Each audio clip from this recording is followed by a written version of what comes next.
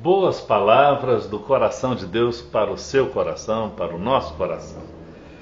Texto de Efésios capítulo 5, ainda continuando na reflexão, pensando nas atitudes que nos ajudam a crescer, nos ajudam a prosperar. Primeira atitude, já refletimos sobre a importância da sabedoria em dois momentos. Refletimos sobre a importância de aproveitar as oportunidades, aproveitar o tempo que Deus nos dá. Mas existe uma outra atitude que também é fundamental para que prosperemos. É o entendimento da vontade de Deus.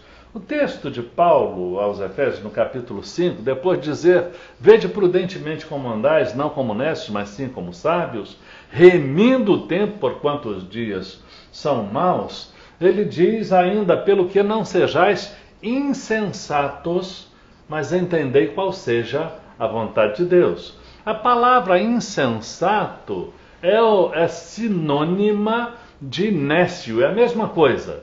Imprudente, imbecilizado, tolo, enfim, todas aquelas definições para nécio, que significa destituído de sabedoria, aplicam-se também à palavra insensato, pelo que não sejais insensatos, mas entendei qual seja a vontade de Deus, é o requisito bíblico. A insensatez, ela se opõe ao querer de Deus e à vontade de Deus. Se queremos ter êxito, sucesso em nossa jornada, precisamos entender a vontade de Deus. E eu faço uma pergunta para nossa reflexão pessoal, para minha e para a sua também. Você entende a vontade de Deus para a sua vida? Você tem entendimento claro daquilo que Deus quer para você, hoje e no seu futuro? Se buscarmos a vontade de Deus, certamente seremos bem-sucedidos, porque a vontade de Deus, ela tem características maravilhosas e abençoadoras para nós. Geralmente, não buscamos tanto a vontade de Deus porque queremos que a nossa vontade prevaleça. Queremos que o nosso querer seja o determinante em todos os momentos e às vezes revelamos até um pouco de egoísmo nessas atitudes. E eu gostaria de sugerir, querido, busque entender a vontade de Deus. E como é que a gente entende a vontade de Deus? Bem, existe uma maneira de saber o querer de Deus. A palavra do Senhor nos ensina exatamente como entender a sua vontade, e a própria vida pode nos ensinar.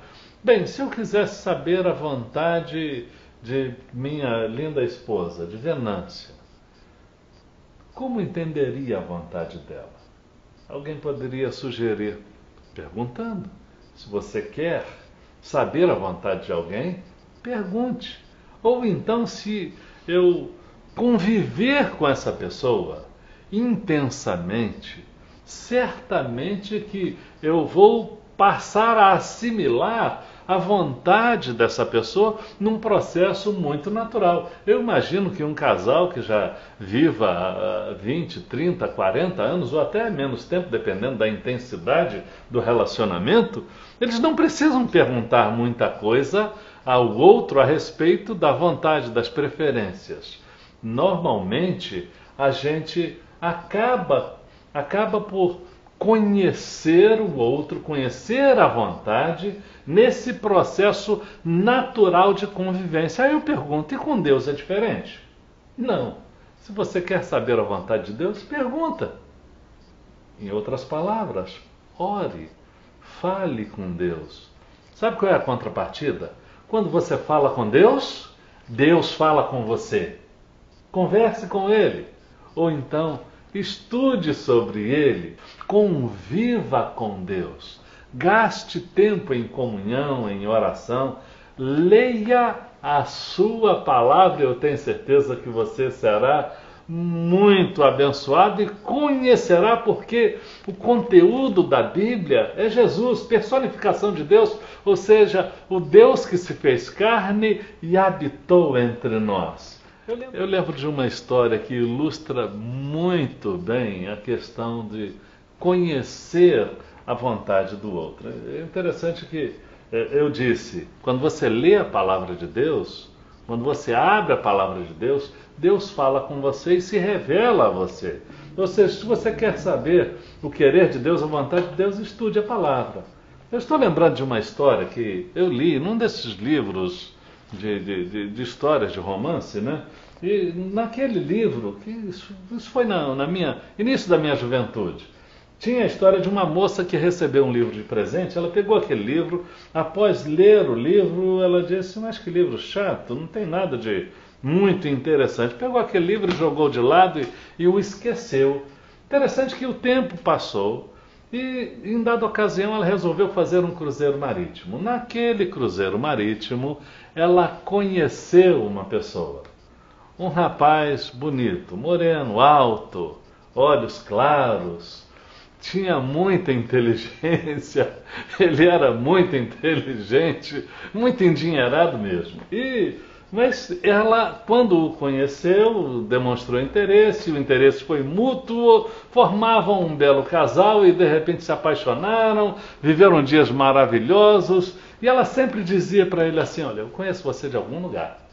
O seu nome é tão familiar, o seu nome é como se fosse alguém que eu já conhecesse.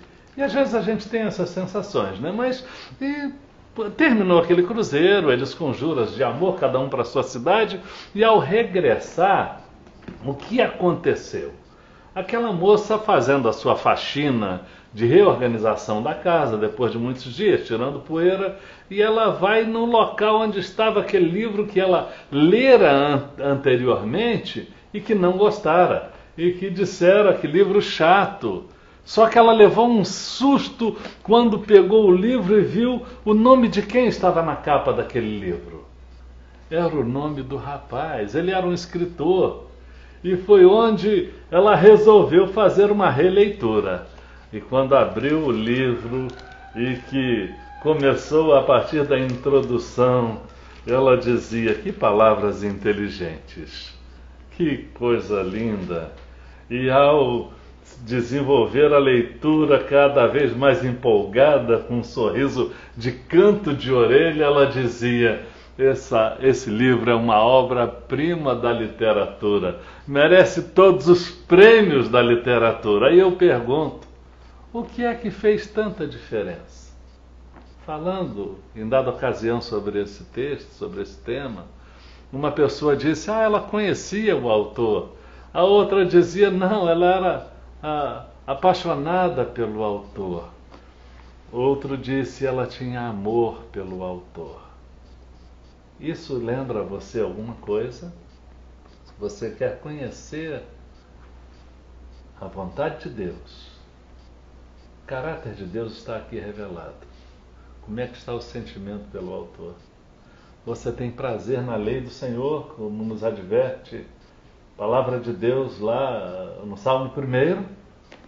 Tem prazer, medita nesta palavra dia e noite. Que o Senhor nos ajude a crescer no conhecimento da sua vontade, porque isso trará crescimento e prosperidade para a minha vida e para a sua também. Amém.